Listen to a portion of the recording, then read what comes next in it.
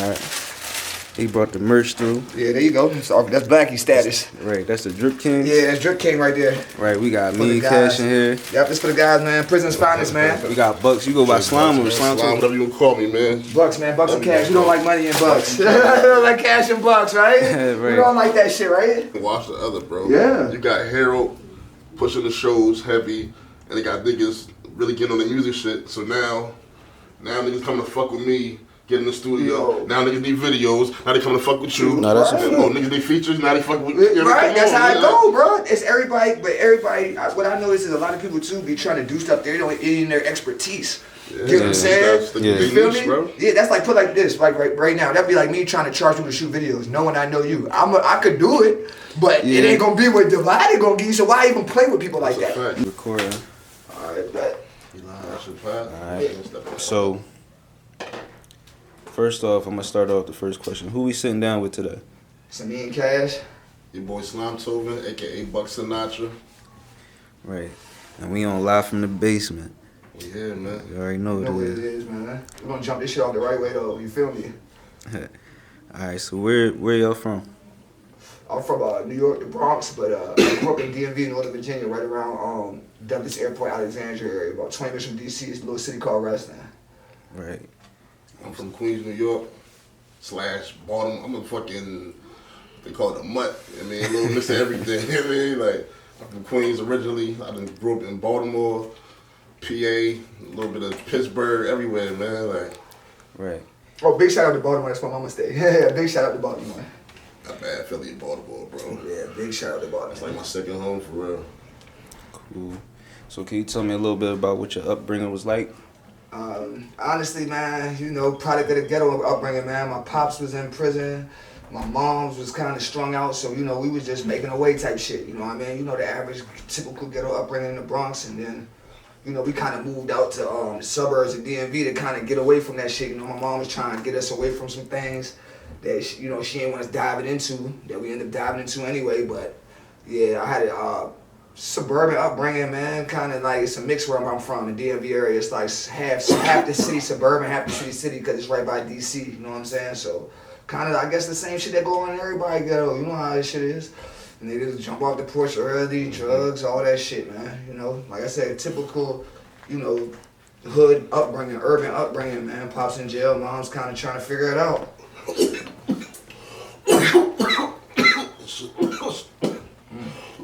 That's that gas right there. Yes, sir. Damn. Damn, she put me in the hairlock. Damn. What was the question? What was your upbringing like? Shit, man. Single parent home. My pops was still in a little picture and all that, but, you know, he did his own little thing. Grew up with 4 sisters. Only child, so, you know, I'm mama's baby and all that. I mean, jumped off the porch early. Been wilding since about 12 years old. Got into the music early, you know what I mean? Church, all that. Played keys a little bit, but that's about it, man. Cool. So what got y'all into music? Me, I'm gonna say me, honestly, man, I didn't even know I could rap like that. For real, just to play around at the parties, freestyling, drunk and high, and then like, when I went to prison, I had a white boy that was sweet with this joint. And you know, just from back and forth with him in the joint, you know what I'm saying, that made me take it more serious. But when I came home, I just kind of made a choice like, man, let me tell my story through the street instead of keep going back in the street trying to get a different result 24/7, you know what I'm saying? Like, let me capitalize off the real shit, excuse me, a nigga going through. So this time I try to kind of want to go the music route to kind of like play my story out in front of people instead of keep diving in the street trying to play that story out, you know what I'm saying? So I came home, did a couple of little freestyles online, and my peoples was trying to tell me like, bro, nah, take that shit seriously. So I started just keep going, and as it gained traction, it just made me feel like shit, this shit something that could actually jump, and, you know, in the future somehow. Instead of keep trying to go back in the street, getting a different result, let's try this shit a different way. Let's play this music game one time, just see what it do. Right. It's tough. Shit, me coming up, man, my uncle owned this club back in New York and shit. And I used to sneak in there when I was like 15. And a nigga Lloyd Banks used to come in there perform and shit, and that's my favorite rapper. So like ever since then, I always wanted to be. I ain't gonna say wanted to be Banks, but I kind of like wrote in his style, kind of like punchline heavy. I mean, metaphors, all that shit. Excuse me. And I kind of listening to him made me want to be a rapper. I mean, and then I started making beats and shit, and that shit just took over, man. Like, so with that rapping shit, I put that shit on the back burner for now. What made you decide to get into making beats? Cause a lot of people like to rap, but a lot of people don't jump into making beats and shit like that and recording themselves and all that. So what made you want to do that? Oh man, I got tired of buying beats, man. Like I used to record myself and then like. And feed your producers, y'all, man. Feed y'all producers, man. Please feed y'all producers, cause a lot of y'all guys want to go up and steal all the beats online, man. They got a job to do too. Yeah, and that used to be me too, word. Like, but I got tired of doing that shit, so I learned how to make beats, man. Like, that shit came like that. Like, I used to record niggas, and me recording niggas made me understand, like, waveforms and shit. So, like, I started sampling early, chopping shit up, and then putting that thing together as the drums, and it was just history ever since, man. So what type of music did y'all grow up on? Me, man, I grew up on, 90s hip hop. I kind of like, man, everybody think I'm young, I'm kind of older, so, you know what I mean? I grew up DMX. I could say the first album I bought, honestly, was Eminem album, man. His first album I bought, then I was a avid DMX listener, like Rough Riders, Cash Money was the start of my, like, really buying shit and listening and making my choices. I'm from up top, so naturally I lean towards, the Rough Riders shit and shit like that. I really fuck with Dipset and shit like that, but, yeah, man, that's kind of like who I started listening to. People who, when I grew up, music had to have lyrics. So it was like, it wasn't none of the auto-tuning and there wasn't none of that. So I typically like guys that kind of give you their story while they rapping. Now, shout out to Mace and Bad Boy and everything that they did over there growing up, when I was growing up listening to music, but I lean more towards the gritty shit. Let me hear your story, you know what I'm saying? That's the type of rappers I like growing up. Like I said, DMX, man, Eminem, even though he kind of went left on me for a second, you know what I'm saying? But yeah, that's really, I could say, inspired my music. Big Dipset fan, love they samples and what they was doing with that fly shit, and then kind of try to mix that with that gritty, storytelling type shit. Yeah. Shit, I'm kind of like in the same boat with that. I mean, like, I'm from damn near the same hood for real. Like, Yeah. I listen to Heavy G Unit, Dipset, all that shit, bro. Like, the first album I bought was 50 Cent, Get Rich or Die Trying, bro. And that was a fucking masterpiece. That's a fact. Masterpiece, nigga. Like, no skips, like, top 5 albums ever. Like, that shit was a banger. But, yeah, man. Alright, so you mentioned that you you did 10 years in jail. So if you don't mind, like, kind of getting into when you jumped off the porch and kind of what got you in jail and what you might have experienced while you was behind bars. Oh yeah, no doubt. It's crazy. I grew up in like I said, I'm from the Bronx, but when we moved up to DMV, I live in a crazy area. It's like half the area rich, half the area poor. So like, when I came here, I thought I was rich. You know what I'm saying? I thought my family was rich. So like, growing up wise, you know what I'm saying? Mom Dukes did what she can, but after a certain while, you see your friends with Jordans, you don't got Jordans. You know what I'm saying? So I say I jumped off the porch around like 12, 13. Actually 13, I got my first pack.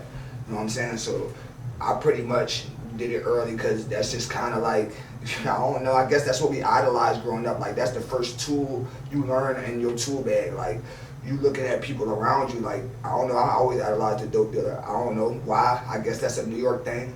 I don't know what it is, because growing up, that's what we seen every day. You see fly niggas, chains, nice clothes, and cars. All the love. Yeah, all the love. The dudes ain't working, so, naturally, like I said, the fall in line. Plus, niggas was smoking weed, and niggas ain't trying to buy weed all day, right? So you know how that game go. You try to buy this shit to, so like I said, around probably 12, 13, I started dabbling, and then, like, shit happened fast for me, because right around the age of 14, I took a charge from one of my folks, you know what I'm saying? So, like, that just started the basically where my crowd switched. I was in sports playing ball and shit, so once I got in the probation side of things, like, that's when my crowd totally switched. So now I'm rubbing shoulders with everybody who's basically, the cream of the crop of the bad kids in school. So, You know what I mean? So I basically kind of got derailed right there. Like a situation that was supposed to kind of correct me, like probation as a youngin, kind of turned me even more into the street because now that's who I'm dealing with, interacting with. Because when I was in school, you got to go to probation after class with all the kids that's in the, you know, messing up and shit. So my whole vibe kind of switched off sports. And then like when you know you be realistic about things, like man, niggas can hoop, but niggas can't go to the NBA. You know what I'm saying? So like. Yeah, so once it started, it's like I said, around 14, it just kind of got progressive. Like, went to like selling weed about 18.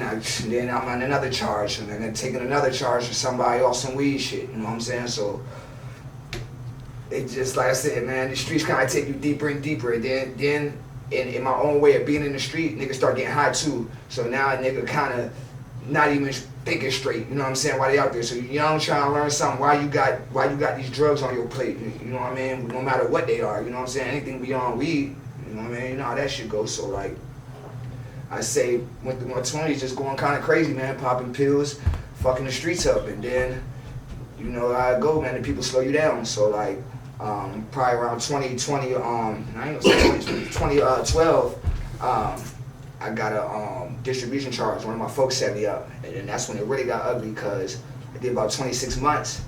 Came home for whatever fucking reason my county got with me, I got a violation, and they sent me to prison for about 10 years. You know what I'm saying, off my first violation.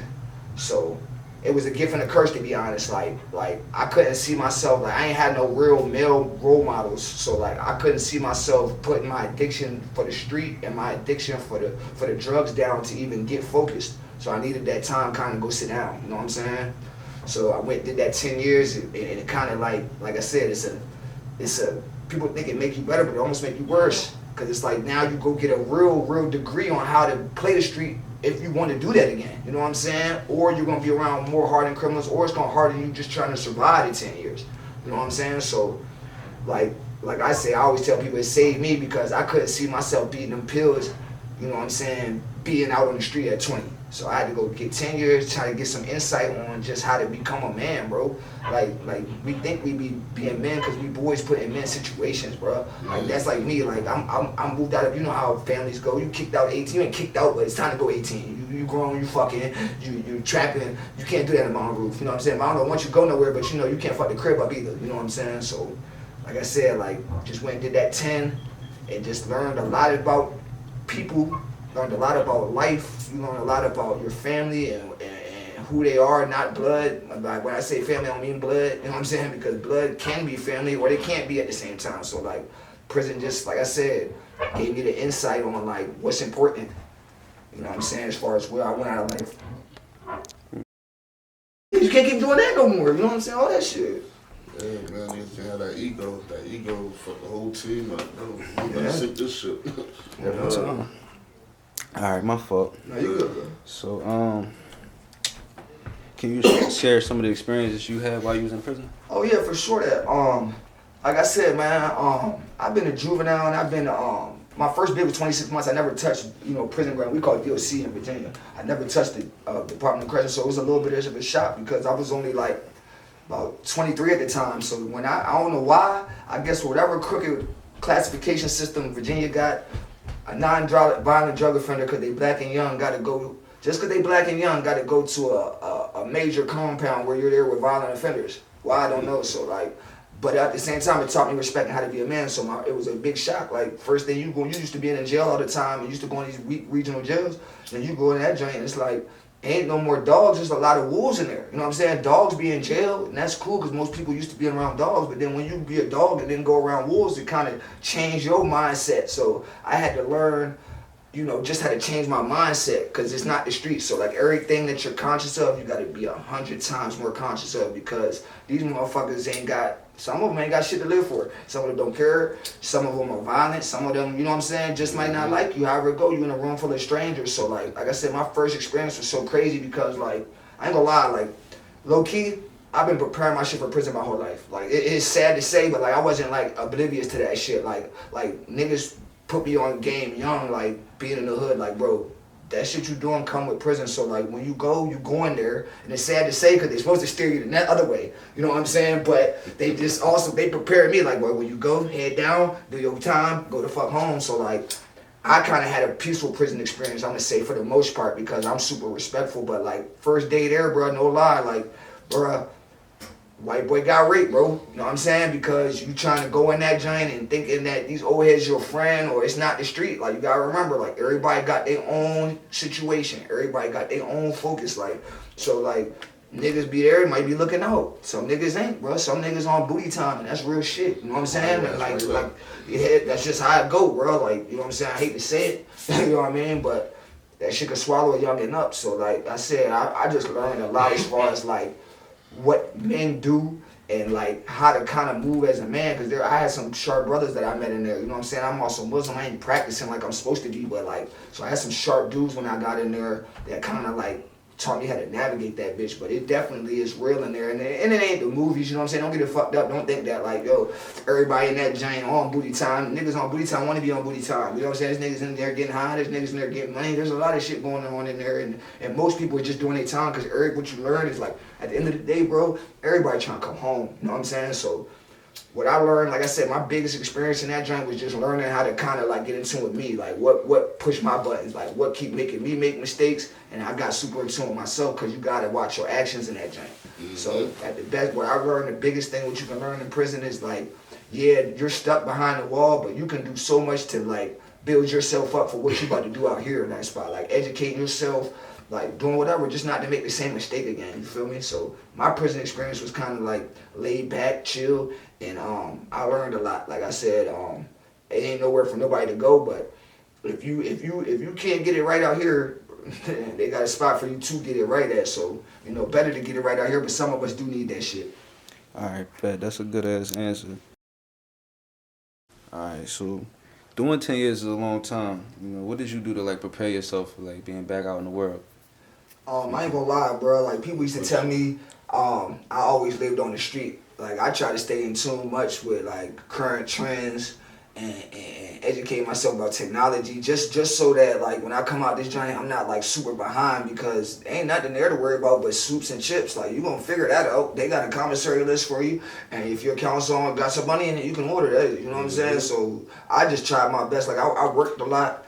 I worked out because I like, you know, mentally you need to do that as a man. Like, if you in there, like, it's a pressure cooker. So, you know what I'm saying? You might be super amped or whatever the case may be. You gotta relieve that stress. So, like, I worked out. I read a lot of books, bro. I tried to read books on, like, not like urban novels. My beginning of my bit, I did that. But once I got to prison, I started reading a lot of books on, like, the great minds of, like, what I was trying to do when I came out here, business. You know what I'm saying? I was not really into the music that much, but entertainment in some way. So I tried to read just like all the books I could, bro. I tried my best to read as much books and then get experience, get real life experience in there. Like, I worked in the kitchen and tried to get my culinary, anything I could do that was real world experience, I did. Not prison games or worry about prison shit. Anything that I could do that could correlate to the outside, I was on it. Like, there's plenty of shit you can do in there as far as educating yourself. You just gotta take initiative.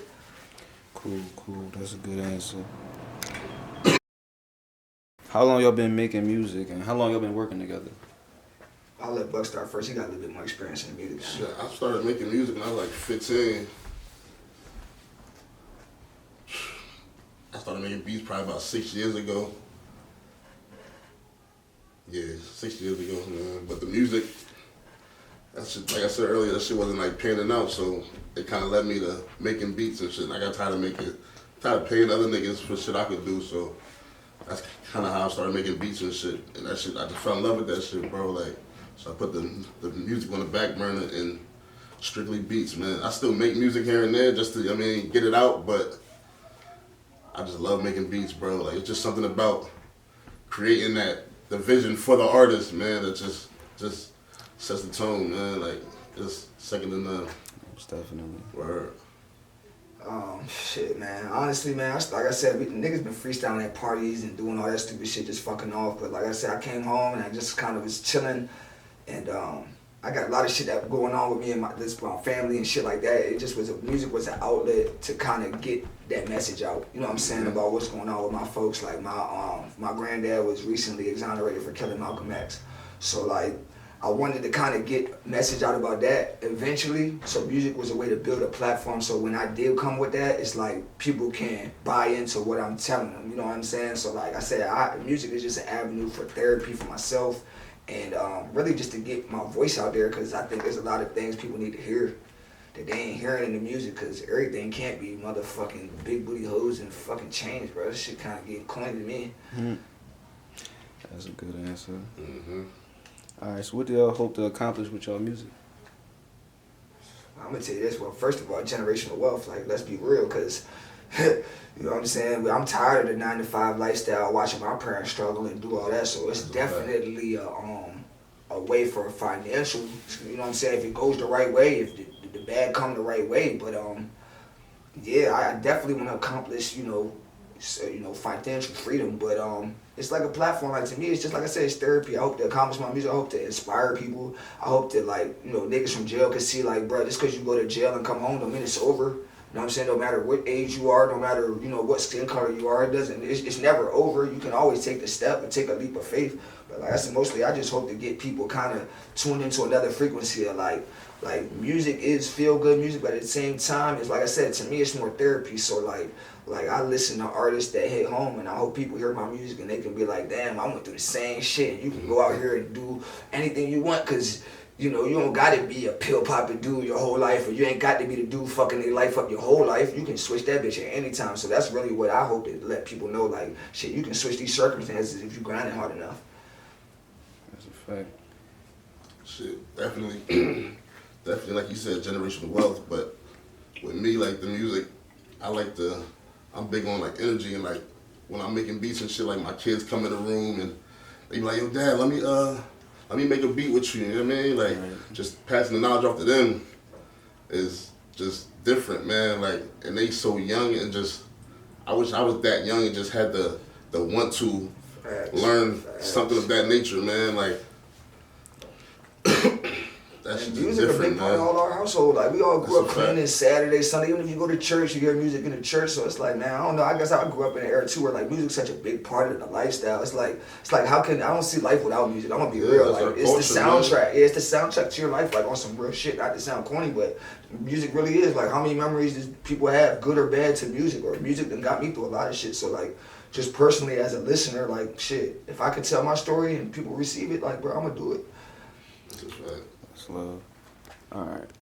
Altoona, in this small little area, man, I was watching a dude, Tusi, man. If y'all know who Tusi is, man. As an artist, sometimes you gotta venture out, then bring it home, so home can respect you.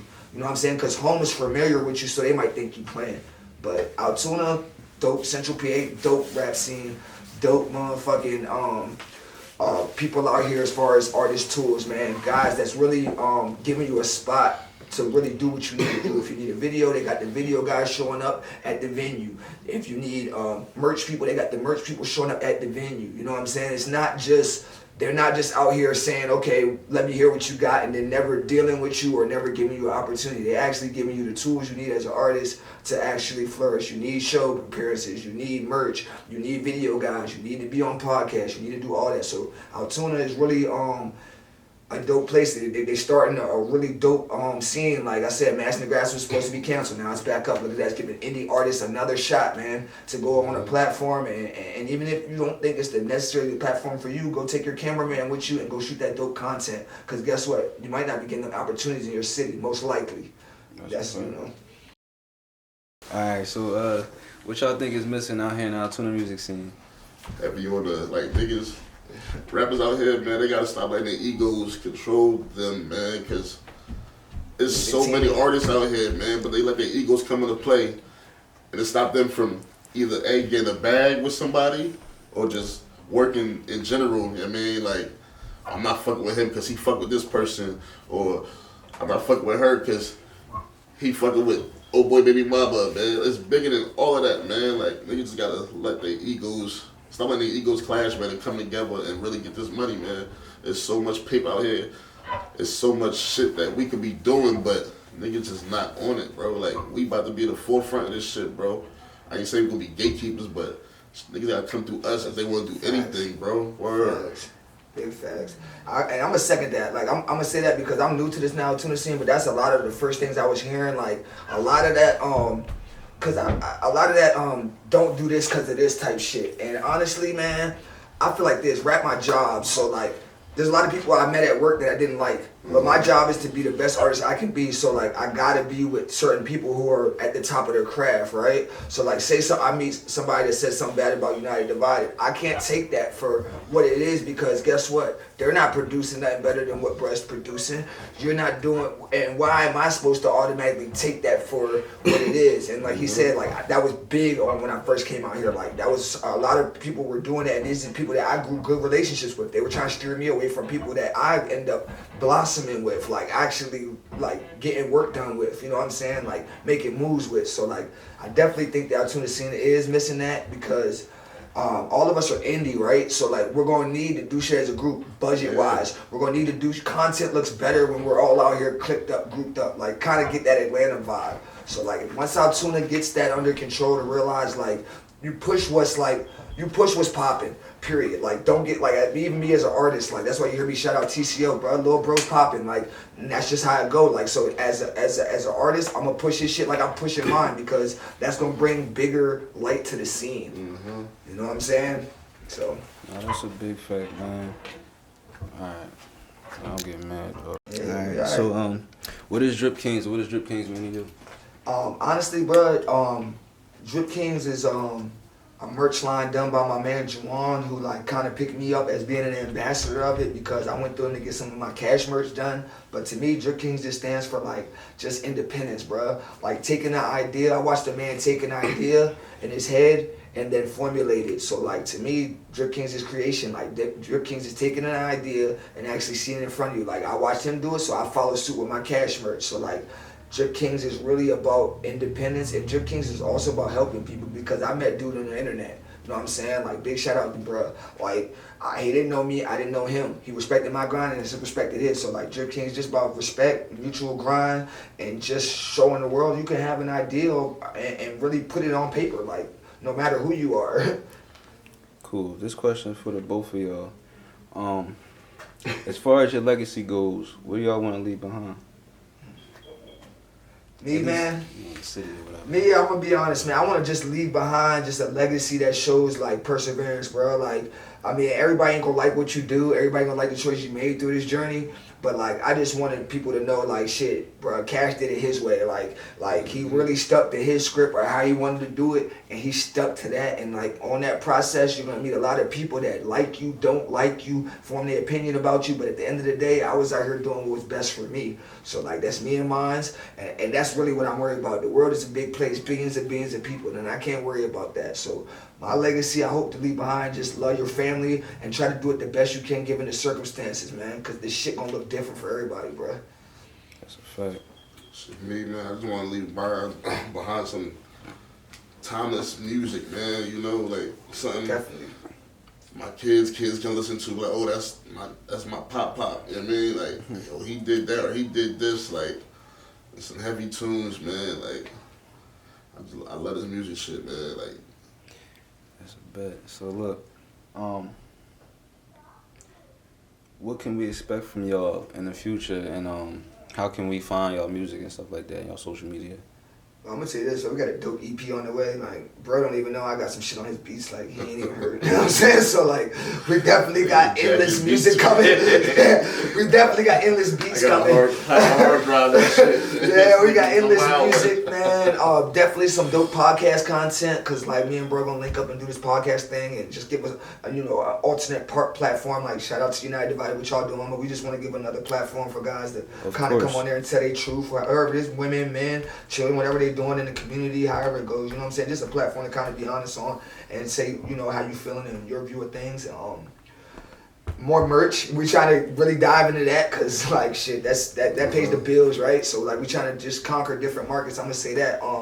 Plenty of dope, endless dope music. Like, bro, Cash got a fucking catalog that y'all ain't fucking seen, that got fucking 50, 60 songs sitting on the iPhone right now, waiting for Slime to mix down and throw his motherfucking sauce on. So, definitely music, more and more music, man. That's what you got coming from me. I'm gonna tell you that. Like, Him dope content. heavy on the music, man. Right? Like, Heavy on the music. So much shit in the vault, man. Like, this shit is like popping out, man. Like, I gotta get a new vault. Like, shit is crazy, bro. Like, and I don't even feel like I'm working hard enough, man. Like, this nigga keep his foot on my neck for real. Like, he keep me hungry, man. Like, and that's what it's about, man. Like, niggas don't got that hunger.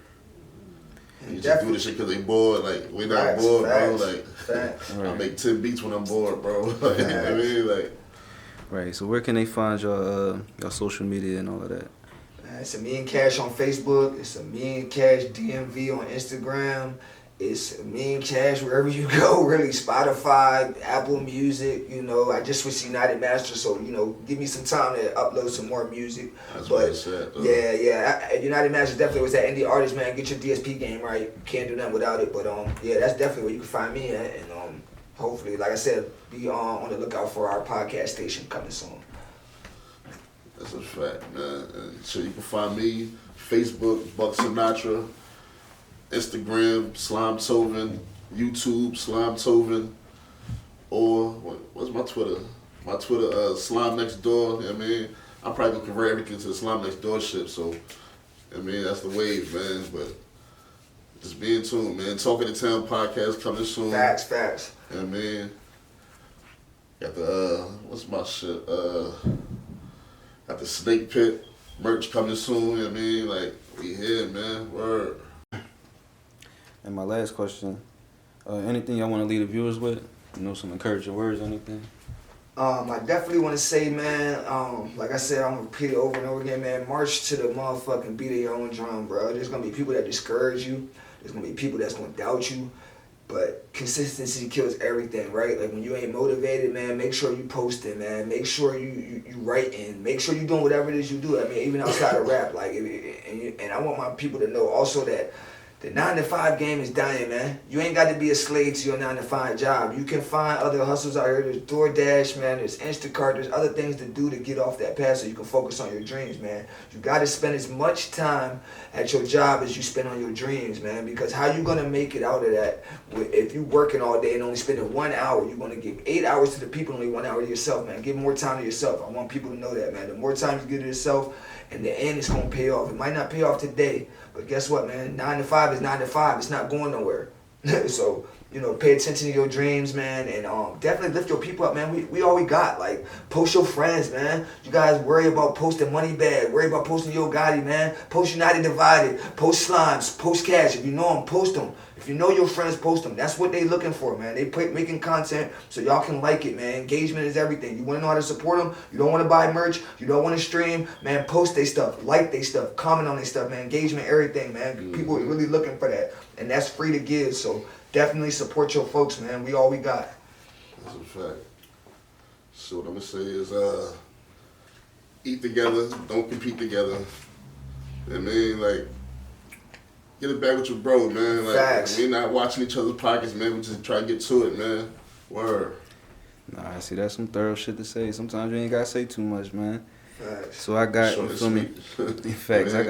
I got Slime and Amin Cash. They the first official goats on. I mean, real goats, but Goats in training, bro. I'm a goat in training, baby goat. I'm gonna try that one more time. But that was hard though. I'm probably gonna keep that in there. But yeah, it's the first official episode of Live from the Basement podcast. We got Amin Cash and Slimetoven in the building, aka Bucks. Dope producer, dope artist, man. You're gonna be seeing more of them on the platform, man. And yeah, man, appreciate y'all coming through, man. We Appreciate signing you, out. Divided, Yeah, man. man. Y'all tune in, man. That's a fact. All right, so look. I want to say definitely shout out Pressure Promotions out in North Carolina. As far as an artist tool, man, any artist, you got to realize you need management, bro. Like, you're going to need somebody that's just going to steer you the right way, and she's definitely one of them. She's got a festival coming up in Miami.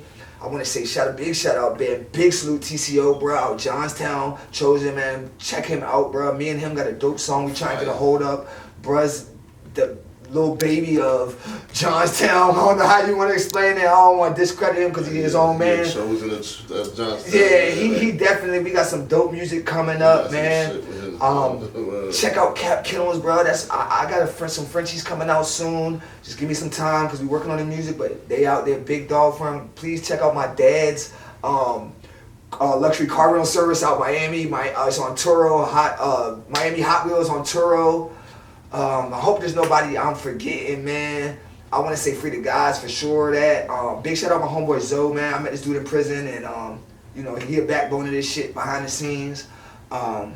Shout out Bucks, man, because me and Bucks got together, and you know, shit gonna be magic. So man, definitely shout out, bro. Shout out his BN and Ange. We got some dope music in the pot. Getting ready to whip up. Shout out Big Tev, man. Tev from out Altoona, man. Me and him got some work to do. And I want to say this too. Shout out Dez, man. That's the city champion, man. Dez, the city champion. We got some work coming out. I just got to get him out of his job. But once I get him out of his job, we're going to be working. But salute him. He got some newborn baby at home, so I know how that go. Anybody ain't get, man, shout out Mom Dukes, man. The only reason I'm here. You know that? You know what I'm saying? Big shout out Pops. We ain't always on the same page, but it's always love. Man, and definitely, man, shout out my shorty who's putting up with all this shit, man, while I'm trying to be a rapper, bro. You know what I'm saying? So I'm going to say big shout out to that because she keep home right. It's a fact. What about you, Slime? Shit, man, I got a long-ass list, man, but shout out anybody who fucking with your boy, man. Word, like, I fuck with you the long way. Anybody, man, any and everybody. I got a long-ass list I can shout out, but we ain't got time for that. But if you rock with your boy, man, I fuck with you. Oh, I forgot this. My bad, man. Shout out Drip Kings, man. You see what it is, man. You see the merch. So, you know, Drip Kings, man. Jawan Davis, check him out. JD703 on Instagram, man. Dude does amazing work. Any artist trying to get their merch right, man. Tap in. All right, cool. We cracking Illuminati dreams for these folks, though. All right. Slime, what up?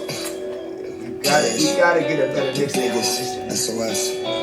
Babe. That's right for me, learning on a bed that phone. I know you gonna fuck it up. That's why I ain't finished the second verse. I ain't even go in again.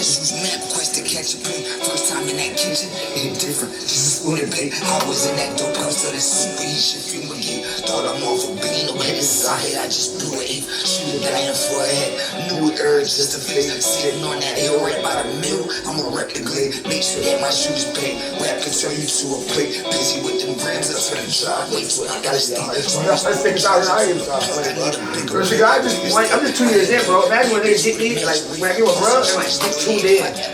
Real shit. It's raw right now. Like this is just me playing on a phone with myself in a car. Right. Yeah. That's mixed, mastered by me.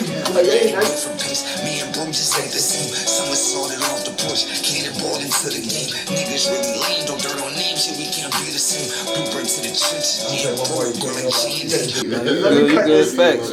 We gonna make it look right. But you got the cheat code fuck with a producer too. I was gonna tell you cause yeah, I'm learning that, bro. Like I'm learning that, bro. Like producer, engineer, master, all that shit. Nah, and that's why I said gonna take me to the next level. Like, it sounds like a summertime type record though. Hold on, this is my set list. So hold on.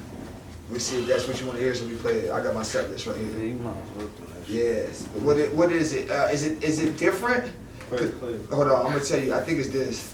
I think it's this. That one. That's it. And real shit, bro. I was about to send this to you. You know what I did with? You know what happened with this, bro? The artist tried to lock it in for EP, bro. Straight up. I made fucking 4 songs. This is one of them. I want to take his name off, but you didn't have it. No, I fuck with the song, yeah. I own that beat. I don't like doing shit on people that, bro, anybody. You know what I'm saying? Like, if I rock with a nigga, I'm gonna go.